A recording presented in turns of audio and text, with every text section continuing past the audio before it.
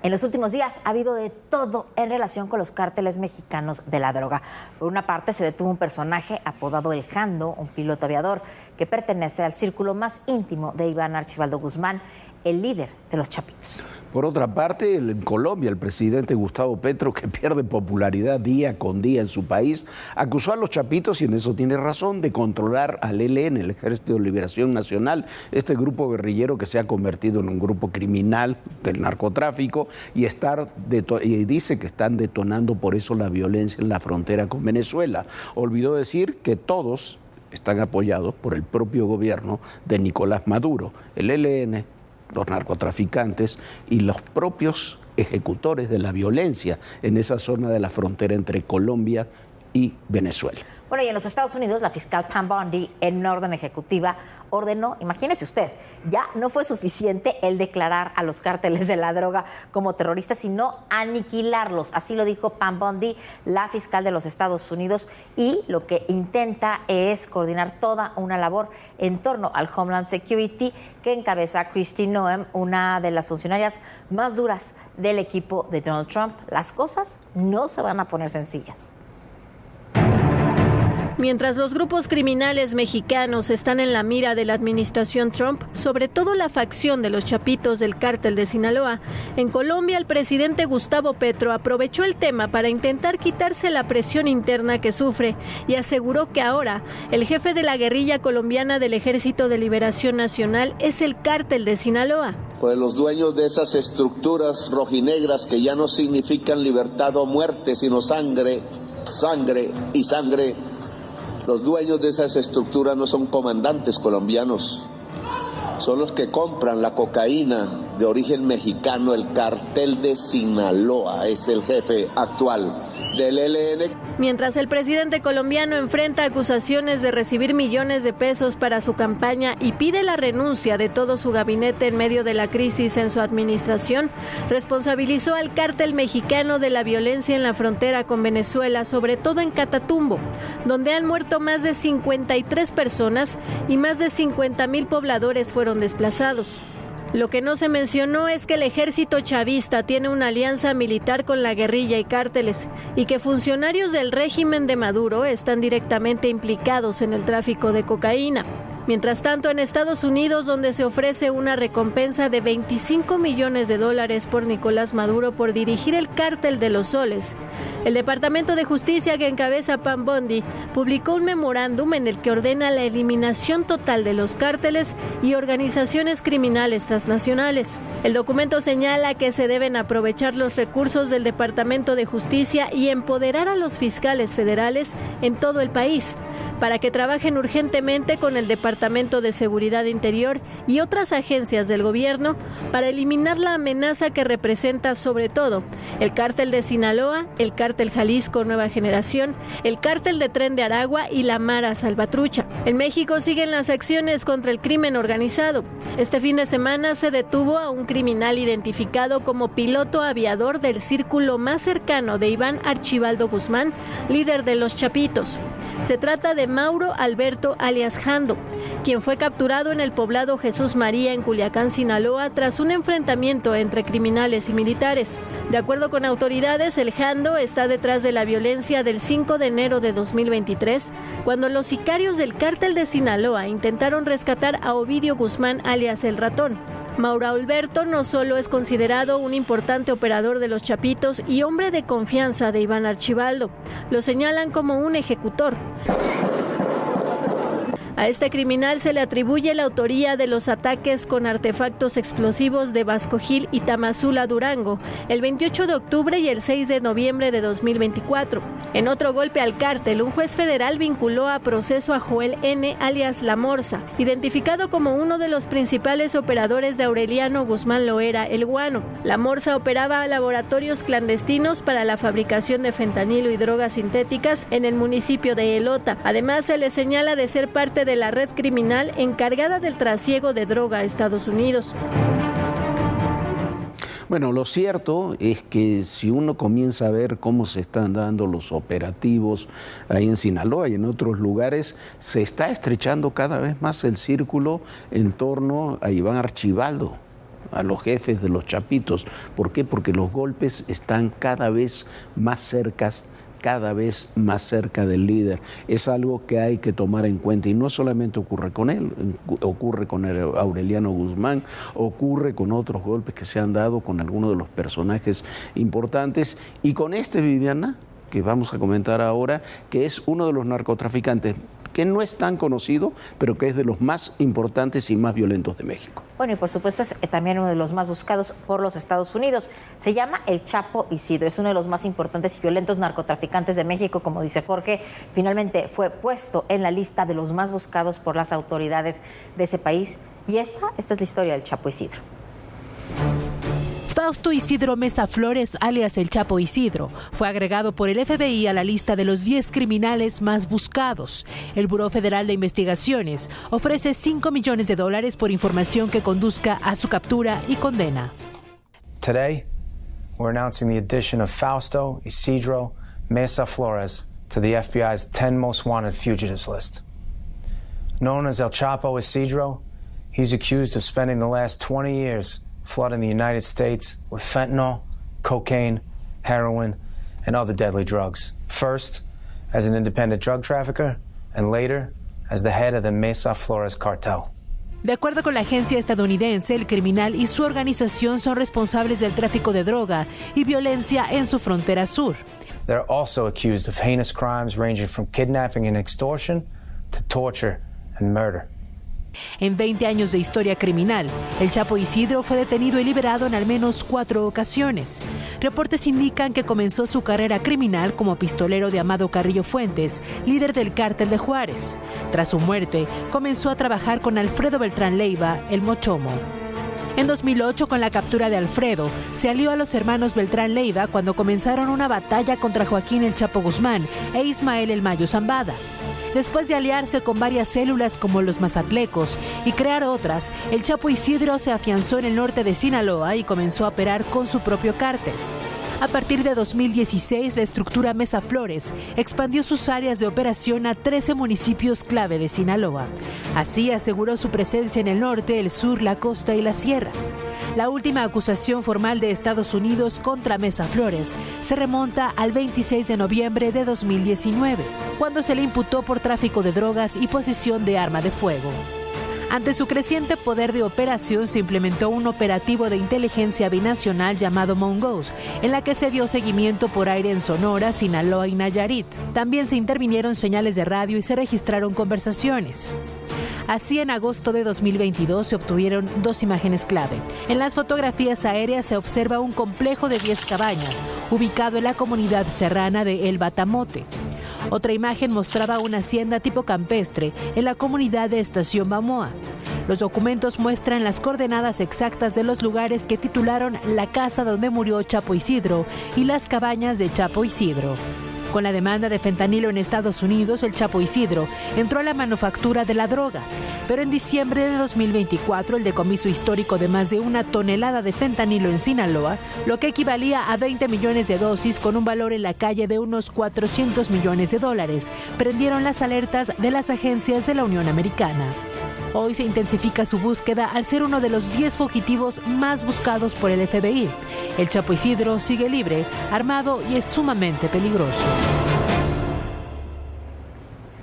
Bueno, muchas veces le hemos dicho que la guerra que se libra ahora entre grupos del cártel de Sinaloa, entre la Malliza y los Chapitos y muchos otros grupos que giran en torno a esa lucha, se parece mucho a la que se libró 2006, 2007, 2008 dentro del propio cártel de Sinaloa y que terminó con la ruptura del cártel de Sinaloa con los grupos de los Beltrán Leiva, el cártel de Juárez y los Zetas que se aliaron contra el cártel de Sinaloa. El Chapo Isidro es el producto de esa lucha. Es el más legítimo sucesor del cártel de los Beltrán Leiva y es un enemigo a muerte de los Chapitos. Pero el decomiso de la frontera, esta colocación entre los 10 más buscados del FBI y los golpes que ha recibido, demuestran que también en torno al Chapo Isidro parece que se están cerrando los círculos de seguridad. A ver qué es lo que sucede. Por otra parte, localizaron con vida a Vendra Marisol Montañez, esposa del alcalde de Villa Hidalgo, Jalisco. El sábado había sido secuestrada por presuntos integrantes del cártel Jalisco Nueva Generación. La localizaron, pero en Calvillo, Aguascalientes. La fiscalía de esa entidad indicó que en realidad fue localizada en Jalpa, Zacatecas. Lo cierto es que el cártel Jalisco cada vez controla más Jalisco, Zacatecas y Aguascalientes. La semana pasada, su hijo Sebastián y 2 funcionarios municipales también fueron privados de su libertad y al poco tiempo liberados. A ver qué es lo que está sucediendo ahí. Esto, más allá de todo, es una demostración de cómo el cártel Jalisco ha crecido cada vez más en Zacatecas, no solamente en Jalisco y en Colima, sino también en Zacatecas y cada vez más en Aguascalientes. Del que somos el primer país exportador. Renunció, ¿por qué? Porque no estaba de acuerdo en La magnitud que ha tenido el narcotráfico mexicano. las confrontaciones, las reacciones.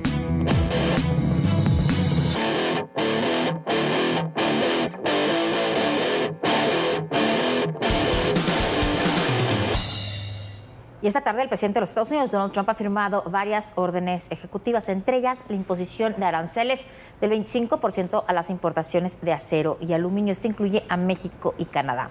De acuerdo con este documento de la Casa Blanca, entrarán en vigor a partir del 12 de marzo. Pero aquí hay un tema muy importante.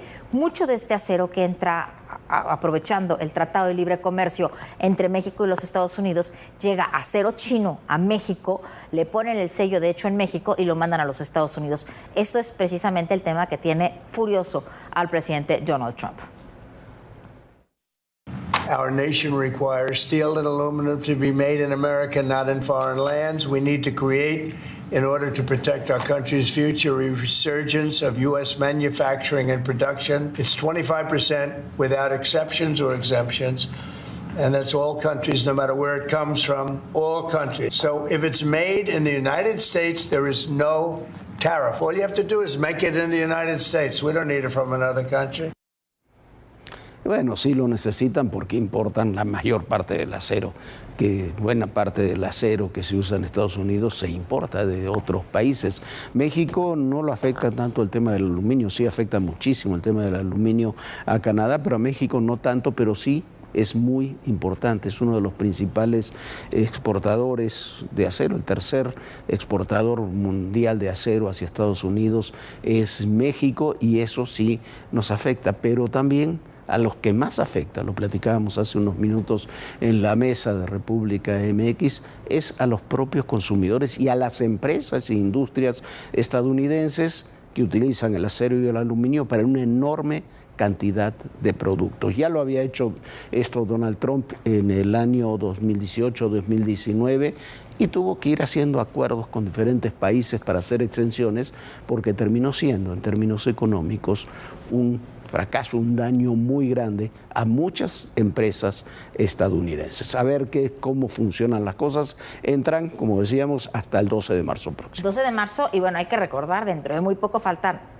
menos de 2 semanas para saber a qué sí le va a poner aranceles de productos mexicanos el presidente Donald Trump. Y ayer, por primera vez desde que asumió la presidencia de la República, Claudia Sheinbaum encabezó la ceremonia de la Marcha de la Lealtad. Hoy estuvo en Tulum, donde se celebró el Día de la Fuerza Aérea Mexicana, y así estuvieron estas celebraciones.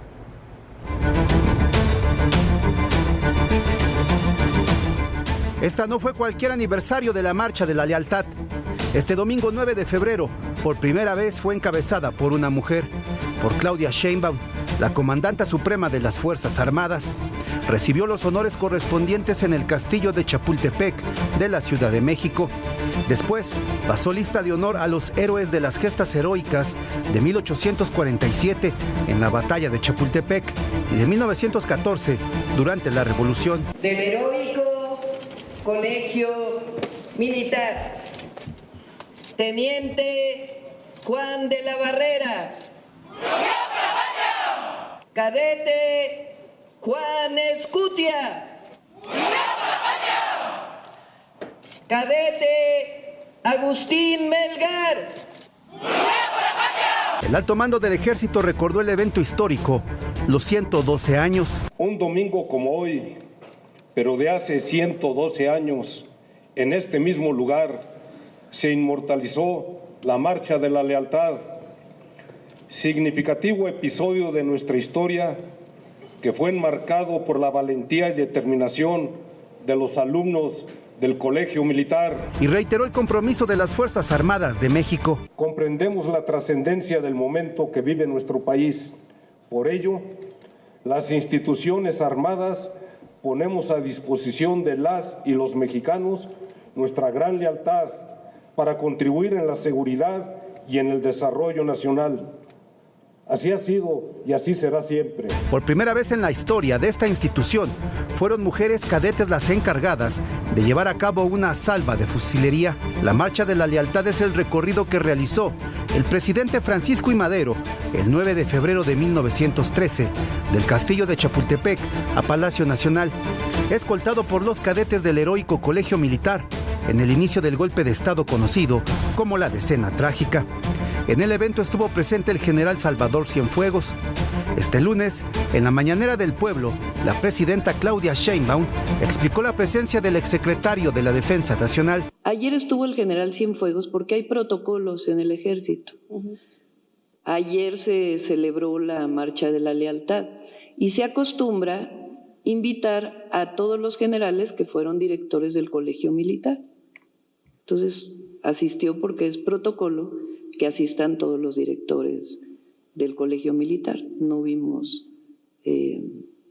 razón por qué no se cumpliera ese protocolo. Salvador Cienfuegos fue procesado y liberado en Estados Unidos durante 2020, acusado de presuntos vínculos con cárteles. Sin embargo, el gobierno estadounidense no pudo confirmar los señalamientos porque el general Cienfuegos quedó exonerado. Bueno, mire, muy buen discurso el del general Trevilla, convocando a la unidad, como siempre, a la lealtad y también a esa lealtad con la sociedad, con las instituciones, con la presidenta. Me parece que eso es muy importante, aunque se reitere una y otra vez. Y el caso del general Salvador Cienfuegos, a mí estas molestias, porque estuvo ahí, que algunas de ellas vienen de la propia 4T, de los sectores radicales de la 4T. Sí, como dice la presidenta, es porque fue director del Colegio Militar y por eso estuvo ahí, como estuvo el general Cervantes. Pero el general Cienfuegos no tiene ninguna acusación en México ni tampoco en Estados Unidos. Aquí fue exonerado. Lo que se hizo con el general Cienfuegos fue una brutal injusticia. Fue una medida política. El ejército mexicano está orgulloso del general Cienfuegos. No nos engañemos. Me parece que ese es un tema que debe ser ya descartado como un tema de debate. Es un hombre que le dio buena parte de su vida, casi toda su vida, al ejército mexicano y fue un secretario de la Defensa muy digno en México y que tiene y tuvo el apoyo de la propia institución cuando se cometió aquella brutal injusticia que fue detenerlo por acusaciones absolutas, total y completamente infundadas. No nos engañemos con esos temas. Y no, Jorge, bueno, y vamos a otro tema. La justicia no es la misma para todos, lo vemos. Y bueno, el actual diputado y exgobernador de Morelos, Cuauhtémoc Blanco, tiene varias acusaciones en su contra, ninguna tan sensible como la que hizo su propia media hermana, que lo acusa de intentar violarla cuando aún era gobernador y ella vivía con otros familiares y con él en la casa de gobierno. Bueno, imagínese usted que tu propia hermana te denuncie. ¿Está raro, no, Jorge? Sí, no está raro. Siendo Cuauhtémoc Blanco es creíble. La acusación contra Blanco lo que ha provocado hasta ahora es que se despidiera al fiscal de Morelos, que no era una joyita, pero fue el que lo acusó, a Uriel Carmona, que en Morena salieran a defender muchos al exgobernador y que el pedido de desafuero para que sea juzgado aparentemente quede congelado. Hoy la presidenta Sheinbaum dijo que si hay acusaciones contra Cuauhtémoc, que se investiguen, pero que para eso, lo decimos nosotros, tiene que ser desaforado. Y el nuevo fiscal del Estado tiene que actuar. La pregunta es si lo harán o si será protegido como varios otros personajes del gobierno, del pasado y del actual. El pasado 6 de febrero, la Fiscalía de Morelos solicitó el desafuero del diputado federal Cuauhtémoc Blanco por el delito de violación en grado de tentativa. Esto debido a la acusación que pesa sobre él de intentar abusar de su media hermana, Nidia Fabiola Blanco Fernández. Nidia presentó la denuncia contra Blanco en octubre pasado. En ella detalla que en una noche el exfutbolista y exgobernador de Morelos ingresó a su habitación mientras ella estaba dormida. Esto en la casa del gobierno de Morelos. Según su relato, él tenía aliento alcohólico, intentó besarla y empujarla a la cama. Sin embargo, logró gritar, lo que provocó que Cuauhtémoc saliera de la habitación. Nidia dijo que guardó silencio por varios meses debido a que tenía miedo de lo que el exgobernador pudiera hacer, no solo en su contra, sino contra su papá, sus hermanos y demás familia. Tras la petición de desafuero, el Congreso de Morelos aprobó la destitución del fiscal del Estado, Uriel Carmona. Esta presidencia declara la separación definitiva del cargo del fiscal general del Estado de Morelos del ciudadano Uriel Carmona Gándara. Por su parte, Blanco asegura que es una guerra sucia en su contra, que Nidia no es su familiar. Incluso, como diputado y con fuero, pretende impulsar una iniciativa para protección de los hombres ante acusaciones como las que existen en su contra, y morenistas en el Senado respaldan a Blanco. Cuauhtémoc Blanco, como cualquier ciudadano mexicano, pues tiene derecho a una defensa, efectivamente goza de fuero constitucional, pero ahora hay una solicitud que lleva su tiempo y que en su momento pues tendrá posiblemente que ser votada primero en la comisión y, dado el caso, en el pleno, pero no hay que adelantar vísperas en cuanto a la situación legal, es un asunto delicado. En tanto, la presidenta Claudia Sheinbaum dijo que se deben realizar las investigaciones correspondientes. Por el tema del gobernador, el exgobernador Cuauhtémoc Blanco. Nosotros no vamos a encubrir a nadie, que se hagan siempre las investigaciones. En todos los casos, cualquier cosa, ahí está la Fiscalía General de la República y las fiscalías estatales. Las acusaciones contra Cuauhtémoc Blanco incluyen vínculos con el crimen organizado en Morelos. El año pasado, varios partidos de oposición lo señalaron de tejer una red en el gobierno estatal con familiares directos del entonces mandatario morelense, quienes ocuparon cargos públicos con sueldos superiores a los 50,000 pesos mensuales. Entre los familiares de Cuauhtémoc Blanco destaca precisamente Nidia Fabiola Blanco Fernández, su media hermana. La red se extiende hasta la madre de Cuauhtémoc, Hortensia Bravo, sus tías Esperanza y Patricia Bravo, así como varios sobrinos y primos con cargos importantes en Morelos. Además, la actual gobernadora morenista Margarita González también presentó varias denuncias contra la administración de Blanco, acusando irregularidades por 40 millones de pesos. Bueno, y ahora vamos a hablar de la seguridad en la Ciudad de México. Sigue elevándose la violencia aquí en la ciudad. En plena Colonia Condesa fue asesinado un hombre de origen colombiano y hoy en Tláhuac fueron masacrados 5 jóvenes a plena luz del día. La Colonia Condesa, una de las zonas más transitadas en la Ciudad de México, fue el escenario de un ataque perpetrado por 2 sujetos, quienes dispararon en contra de un hombre de origen colombiano. Los disparos de arma de fuego movilizaron la noche del sábado 8 de febrero a policías y servidores de emergencia, quienes acudieron a la avenida Nuevo León, cerca del cruce con calle Michoacán, de la Colonia Hipódromo Condesa. Así lo informó el secretario de Seguridad Ciudadana, Pablo Vázquez Camacho. De acuerdo con la Secretaría, se trató de un ataque directo en contra de este hombre de aproximadamente 34 años de edad, quien quedó tendido en plena vía pública afuera del Hotel Flow Studio. En su cuenta de X, Alessandra Rojo de la Vega, alcaldesa de Cuauhtémoc, informó que el hombre recibió al menos 8 disparos mediante la modalidad de sicariato. Hasta el momento, las causas del ataque están bajo investigación. Lo que se sabe es que los hombres, en un intento de evadir sospechas y facilitar su huida, se disfrazaron de repartidores de comida. 2 días después, en otro punto de la Ciudad de México, ocurrió un multihomicidio en San Miguel Mixquic, en la alcaldía Tláhuac. Fue esta madrugada cuando 5 personas fueron asesinadas y una más resultó herida de gravedad. Los hechos ocurrieron en la calle Independencia entre Abasolo y Reina Xóchitl. Según vecinos, las víctimas habían estado bebiendo y divirtiéndose en el cierre del carnaval de San Francisco Tlaltenco, cuando fueron sorprendidos por varios sujetos que viajaban a bordo de una camioneta, quienes se les acercaron y dispararon en múltiples ocasiones. 3 hombres y 2 mujeres murieron en el lugar. Uno más sobrevivió.